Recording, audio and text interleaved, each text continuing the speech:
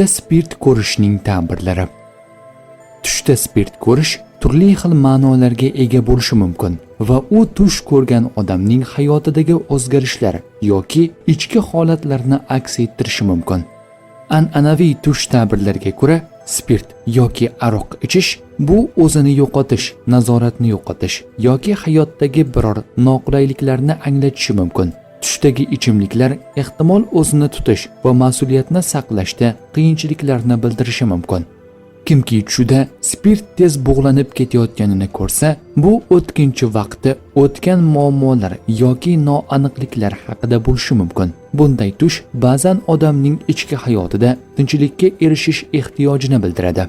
Agar tushda siz spirtli ichimlikni boshqa birovga berayotgan bo'lsangiz, bu odamga yordam berish yoki u bilan o'zaro munosabatlarni yaxshilash istagi bilan bog'liq bo'lishi mumkin.